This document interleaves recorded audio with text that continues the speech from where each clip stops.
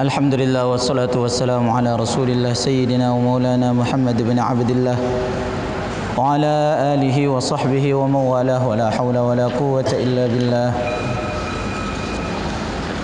Subhanaka la ilma lana illa ma 'allamtana innaka antal alimul hakim.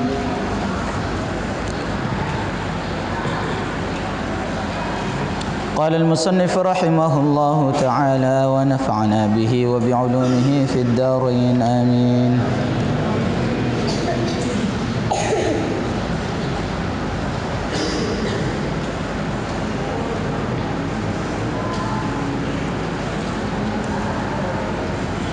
وعن أبي هريرة. Ya, sampai situ.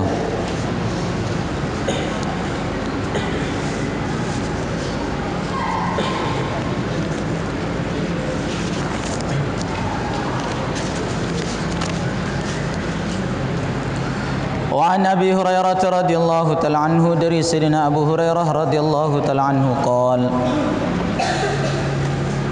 beliau mengatakan qala Rasulullah sallallahu alaihi wasallam, Rasulullah sallallahu alaihi wasallam beliau bersabda, al-hikmatu, hikmah itu bisa juga maknanya hikmah di sini adalah ilmu. Ilmu ya, itu maknanya adalah ilmu. Hikmah. Dallatul mu'min adalah barang hilangnya orang yang beriman. Fahaitsu wajadaha, maka kapan-kapan dia menemukan hikmah itu, fahuwa, maka dialah ahaqqun, yang lebih berhak, biha, dengan ilmu itu. Rawahu Tirmidzi wa qala haditsun hasan. Hadis ini diriwayatkan oleh Imam Tirmidzi dan beliau mengatakan hadis ini hadis hasan. Masya Allah, ini Rasulullah mengajarkan kepada kita bagaimana sikap kita terhadap ilmu.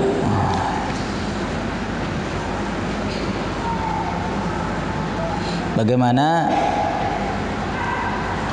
sikap seseorang untuk mendapatkan ilmu. Ini Nabi mengajarkan kepada kita. Nabi mengatakan ilmu itu seperti barang hilangnya orang yang beriman. Maka kalau dia menemukan barang itu, maka dialah yang paling berhak untuk mendapatkannya. Maka pelajaran di sini banyak sekali yang bisa kita ambil pelajaran.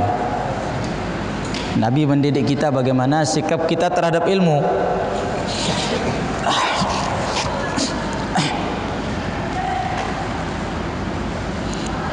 Mananya apa? Kamu contohnya sekarang, barang kamu hilang, uang kamu. Ya kan?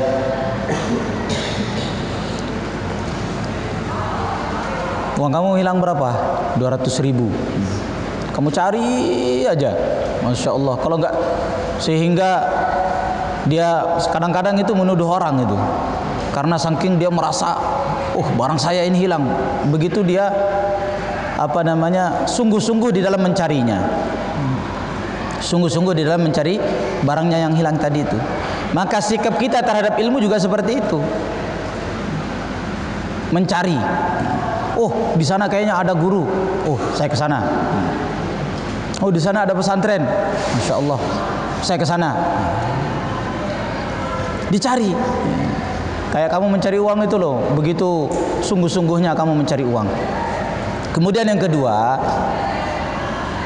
ketika kamu sudah menemukan ilmu, ketika kamu sudah menemukan ilmu itu, sudah kamu dapatkan, maka kamu ambil ilmu itu. Kamu tidak peduli siapa yang mengambil, yang mendapatkan ilmu tadi itu. Seperti barang hilang. Misalnya barang hilang kamu, uang kamu 200.000 tadi itu ditemukan sama anak kecil. Misalnya anak kecil yang lebih kecil umurnya daripada kamu, kelihatannya orang rendahan dan lain sebagainya. Tapi karena itu barang hilangnya kamu ambil, ya kan? Anak kecil misalnya, kamu ambil. Nah, begitu juga sikapnya kita terhadap ilmu. Jangan memandang itu keturunan siapa, itu orangnya lebih kecil dari saya, masa saya nuntut ilmu sama dia. Maka ini Nabi menggambarkan kepada kita bagaimana sikap kita terhadap ilmu. Ilmu itu kita yang butuh terhadap ilmu, bukan ilmu yang butuh kepada kita, tidak. Maka seorang ulama mengatakan al-ilmu yu'ta wala ya'ti. Ilmu itu didatangi, ya kan? Bukan yang ilmu yang datang kepada kamu. Maka ulama-ulama dulu itu safar sampai berhari-hari, berbulan-bulan untuk mencari ilmu, untuk mendapatkan ilmu agama. Bagaimana perjalanannya Imam Bukhari dari daerah Bukhara sana, kalau sekarang itu daerah Uzbekistan. Negerinya itu pecahan dari Rusia. Jadi negara Rusia. Imam Bukhari itu dari Uzbekistan, negara Rusia. Beliau berangkat mondok dari sana, dari negeri ke negeri sampai ke ke daerah Hijaz sana, daerah Arab, untuk mencari ilmu, untuk mencari hadis, mengadakan perjalanan-perjalanan. Siapa ulama-ulama dulu? Ulama-ulama besar yang terkenal di daerah kamu juga begitu, mengadakan perjalanan-perjalanan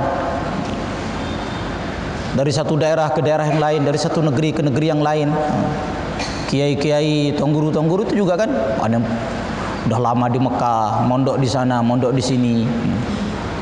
Jarang ada ceritanya orang di rumah saja tidur di kasur yang empuk, dipeluk sama ibunya, tiba-tiba jadi orang alim gitu.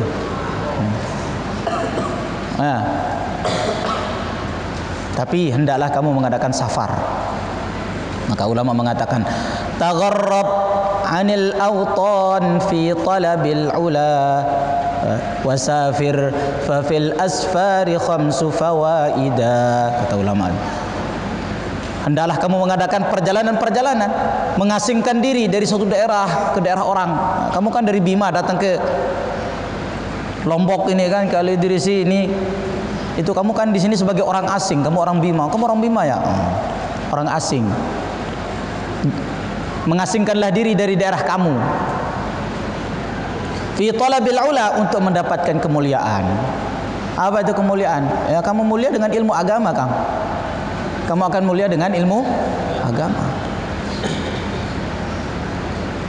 Coba kamu sebelum kamu mondok dulu belajar ilmu agama, siapa yang bilang kamu ustad? Kapan orang dikatakan ustad? Dicium tangannya, ya kan? Dimuliakan, tangguru. Ustad. Kapan? Ketika kamu sudah ada ilmu, punya ilmu, akhirnya orang-orang itu memuliakan kamu. Bukan kamu yang mulia, tetapi karena ada ilmu yang terkandung di dalam diri kamu, di dalam otak kamu. Fi talabil ula, dalam mencari kemuliaannya itu ilmu. Wasafir fafil asfari khamsu fawaida, dan hendaklah kamu mengadakan safar, perjalanan-perjalanan, karena di dalam safar itu ada 5 padilahnya, kata ulama. Apa 5 itu? Tafarruju hammin waktisabu ma'isyatin. Yang pertama, tafarruju hammin. Itu dengan mengadakan safar itu kesusahan-kesusahan, ya kan? Di dalam hati kita itu dengan asbab safar itu akan hilang. Jadi di antara fadilahnya safar itu kan, makanya kadang-kadang turis-turis itu mungkin fadilahnya safar itu tahu. Jadi mereka berangkat dari Perancis ke Indonesia, melancong ke Indonesia. Orang Indonesia juga ada yang melancong ke Amerika dan macam-macam. Kenapa? Karena mereka menganggap di dalam perjalanan safar melihat keindahan-keindahan alam itu akan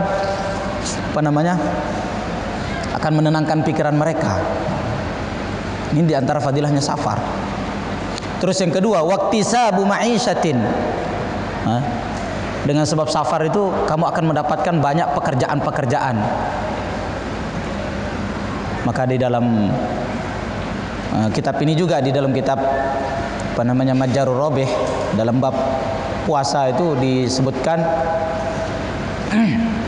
kalau kamu pengen jadi kaya, maka hendaklah kamu mengadakan safar. Sumu tasihu safiru taghnamu. Safarlah kamu, maka kamu akan mendapatkan ghanimah, rizki. Satu contoh aja ya, mudahnya. Di Indonesia itu yang kaya-kaya itu siapa? Orang-orang Cina kan? Orang-orang Cina itu yang menguasai ekonomi Indonesia itu kayaknya, apalagi sekarang itu orang-orang Cina. Jangan jauh-jauh di Lombok, di Cakra yang punya toko-toko besar itu orang Cina. Bahkan apa namanya, bangunan-bangunan atau proyek-proyek itu yang megang Cina. Bukan orang Indonesia, bukan orang pribumi. Dari segi dunia aja, di antara fadilahnya safar itu kamu akan mendapatkan rezeki. Ada di tempat saya tuh, di daerah saya itu rumahnya kayak istana-istana gitu. Rata-rata yang bagus rumahnya itu orang yang ke Mekah gitu. Kalau orang pribumi yang diam aja di rumah, ya itu rumah-rumahnya biasa aja, walaupun dia jadi pegawai gitu. Kebanyakan gitu. Karena dia mengadakan safar. Nah, termasuk kamu juga, ya kan? Kamu safar dari Bima, dari Flores ke sini. Tidur saja kamu sini, ya kan? Enggak kerja, kamu enggak capek-capek. Tidur, belajar, makan. Rezeki kamu banyak. Insya Allah ini dulu kamu ketika di rumah itu jarang ngelihat uang sampai 1 juta, itu jarang. Tapi ketika mondok, Masya Allah bisa ngelihat uang 1 juta. 1 juta. Dulu ada teman saya, dia mau mondok itu dibilang sama sama keluarganya, kamu mondok aja. Nanti kamu kalau mondok itu banyak dikasih uang. Akhirnya dia mau mondok. Kenapa? Karena dengan mondok itu dia kasih uang banyak. Betul, ketika ada mondok itu memang sampai megang uang 1 juta, 2 juta. Dulu di rumah nggak pernah saya pegang uang segitu, katanya. Ya kan? Udah dikasih uang jajan di rumah kamu sampai 1 juta. Kalau di pondok 500.000. Dulu mungkin nggak, paling 50.000 paling banyak. Rezeki dengan safar itu banyak. Di antara fadilahnya safar. Terus wa ilmun, yang ketiga adalah ilmu. Ilmu kamu dapatkan diantaranya dengan sebab safar.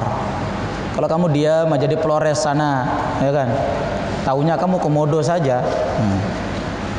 Di Sumbawa kamu taunya cuman ya susu kuda liar aja yang kamu tahu.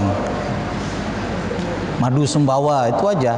Tapi dengan sebab kamu safar ke Lombok, oh tahu pelecing, ya kan, tahu Al-Idrisi, tahu ilmu agama, baik segi ilmu agama maupun ilmu dunia, dengan sebab safar. Pengalaman-pengalaman kamu dapatkan. Wa adabun, dan yang keempat adalah adab, budi pekerti yang baik, adab, sopan santun, ilmu kamu akan dapatkan dengan sebab safar.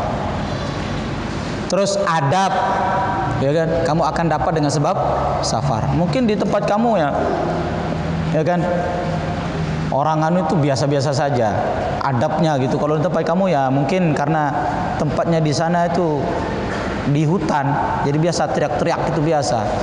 Tapi kadang udah pindah ke pondok, dibawa kebiasaan di rumahnya, jangan teriak-teriak kamu, itu kebiasaan hutan, nggak boleh di pondok. Dididik ke adab. Terus wasuhbatu majidi, yang kelima itu adalah di antara fadilahnya safar itu berkumpul dengan orang-orang yang mulia, ya kan? Dengan sebab safar kamu dari daerah kamu ke Lombok sini, akhirnya kamu jumpa dengan hafiz Quran, Masya Allah. Teman-teman kamu hafiz Quran satu nampan.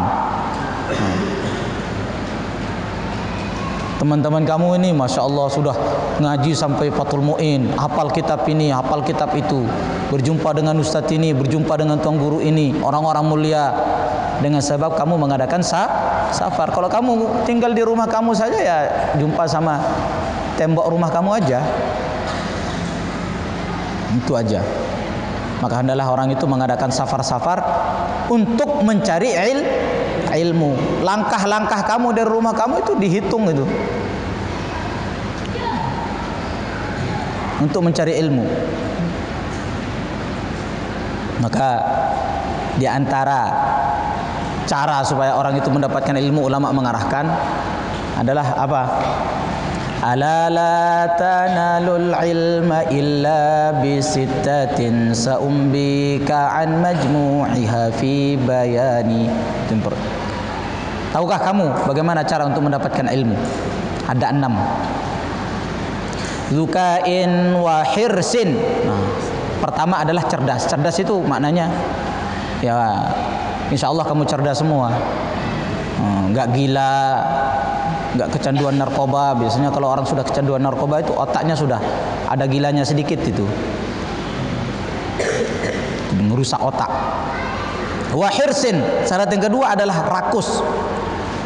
Ya, kayak kamu mencari barang kamu yang hilang itu, masya Allah, lemari sana diangkat, lemari sini diangkat, begitu rakus. Nah, kamu untuk mendapatkan ilmu juga harus punya ini, rakus terhadap ilmu, ya kan? Ketika ngaji, jangan sampai saya terlambat ini, jangan sampai saya ketinggalan ilmu. Ada ilmu ini saya catat, ada keterangan dari hadis ini saya catat, nggak pernah terlewatkan. Nah, ini baru namanya orang haris. Orang seperti ini akan mendapatkan ilmu. Tapi kalau kamu santai-santai aja lah, gampang gitu.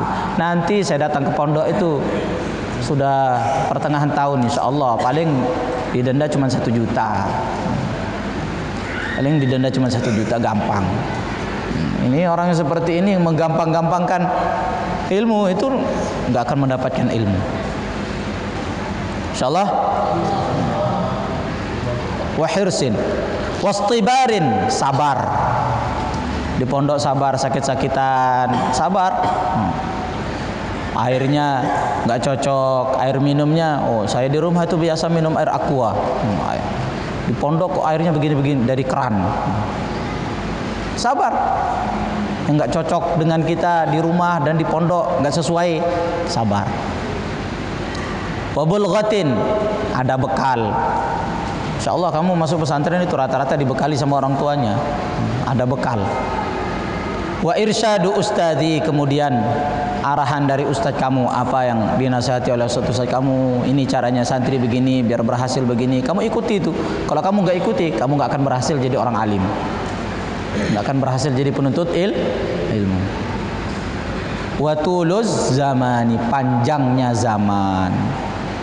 Mau jadi alim belajar cuma 2 hari, itu salafi itu. Kenapa? 1 hadis cukup dia. Kullu bid'atin dhalalah wa kullu dhalalatin finnar. Cukup itu ilmunya. Jadi dengan sebab itu salah semua. Orang tahlilan salah, bid'ah. Kenapa? Kullu bid'atin dhalalah wa kullu dhalalatin finnar. Pokoknya itu saja. Intinya ilmunya mereka itu, kata guru saya dulu, ada di dalam kitab Sunnah wal Bid'ah. Pengarangnya itu Syekh Mahfud dari Yaman sana. Beliau mengatakan intinya ilmunya mereka cuma 1 itu aja. Paham? Adapun ilmu-ilmunya yang lain itu mendukung 1 pemahaman ini. Kullu bid'atin dhalalah wa kullu dhalalatin finnar. Apalah hadis banyak, tetapi itu semua untuk mendukung pemahaman 1 hadis itu aja. Sehingga menyalahkan. Di Sulawesi itu ada ibu-ibu tempat saya ngajar dulu. Ya. Itu awal-awalnya bagus-bagus saja, apa yang kita buat itu bagus-bagus. Terus di masjid itu kan kita buat salaman habis sholat itu, tahu kan? Di Lombok itu biasa kan, salaman. Allahumma sholli ala Muhammad, salawat. Awal-awalnya setuju aja. Baru dia ngaji 2 hari, itu sudah bilang, Pak Ustaz, apa itu? Status buat itu, bid'ah itu, nggak ada. Sampai sholat salaman itu nggak ada itu, nggak ada dalilnya itu. Baru 2 hari sudah jadi ulama besar. Kalau kayak gitu ya nggak perlu jadi Imam Syafi'i gitu. Imam Syafi'i yang ngaji bertahun-tahun, Syekh Abdul Qadir Jailani, ya kan, Syekh Bauddin Naqsabandi, ulama-ulama besar seperti siapa namanya, Al-Imam Al-Bukhari.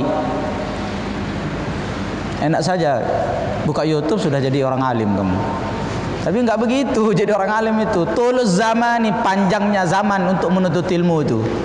Makanya di Jawa itu kamu nyantri 10 tahun itu masih sedikit itu. Nanti berapa? Kamu mondok 10 tahun.